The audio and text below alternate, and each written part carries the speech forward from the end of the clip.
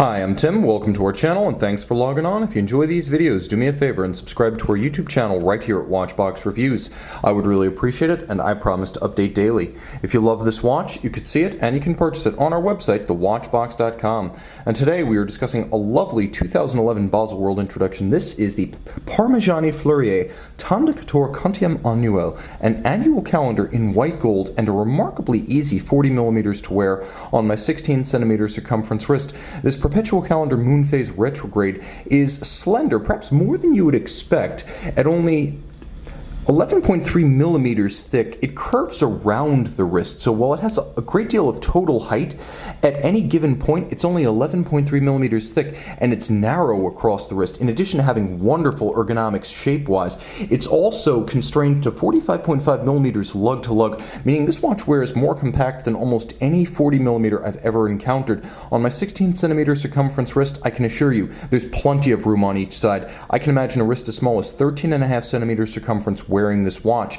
It does have an incredibly unusual case form, and that's matched by an unusual lug spacing, a beastly spacing of 25mm, and the strap is made by Hermes, a stakeholder in the Parmigiani companies, so the best in the business both in watchmaking and in strap manufacture. The leather is incredibly buttery. It's a dark brown, large rectangular scale alligator leather with a sheer edge showing the layers of construction and a monotone stitch.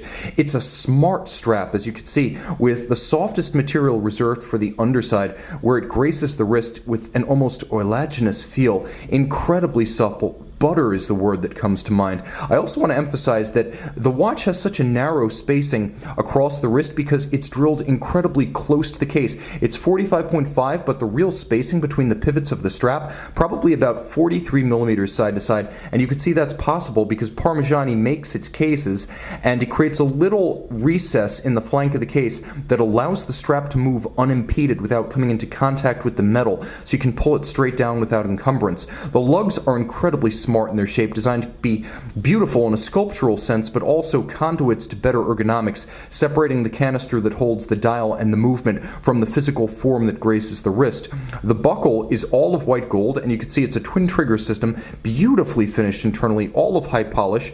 Note that there are ceramic pin snaps so that it retains its tight tolerances and crispness over time. You also appreciate that the swing arm doubles as a spring system for the twin trigger release, so this is a very secure watch on the wrist. You have to positively disengage to open it up, and that still leaves you with the full deployant clasp to prevent droppage while donning or removing at bedside. It's all in high polish, and that's actually in good taste here because the watch itself isn't particularly large in any given respect.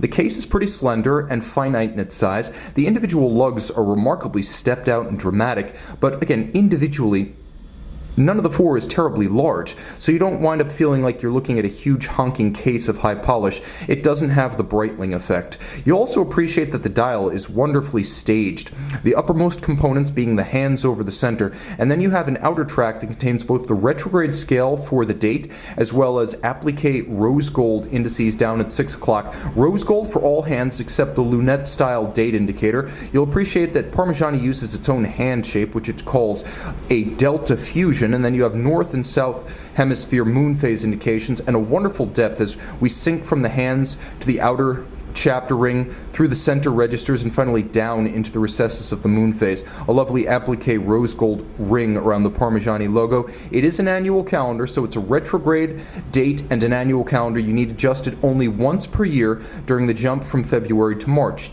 or annually. On the case back, a manufacturer movement, handsomely finished. Let's talk about the finish and then we'll talk about the tech, the opposite of what I normally do. You can see there's a rose lathe cut guilloche winding mass of extraordinary quality. You can see there's both polish and satin finish, and then you have the rose lathe cut with a wonderful radial undulating pattern.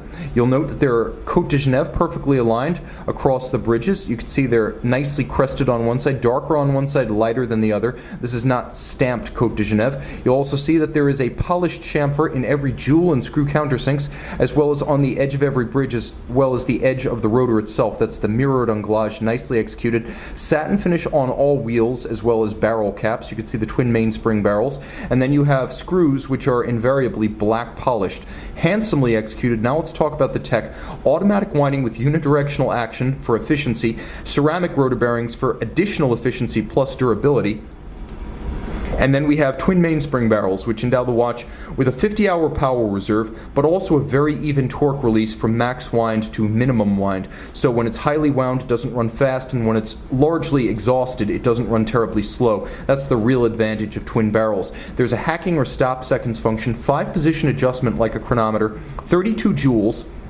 It beats away at 28,800 revolutions per hour, and this twin barrel movement is actually related in architecture to the movement that Parmigiani supplies to Richard Mille. So there's a little bit of high horology pedigree in here, and also a little bit of independent horology coolers. You have Parmigiani, independent horology, and some of the tech that also goes into Richard Mille. So that's a fun lineage. 32 joules, hand-finished, technically sophisticated, and again, an annual calendar. All of this water-resistant down to 30 meters, but then again, you're not going to dive with it. Please tell me you're not going to dive with it.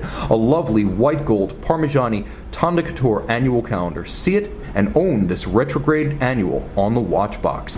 The Parmigiani Tonda Quator annual calendar by night.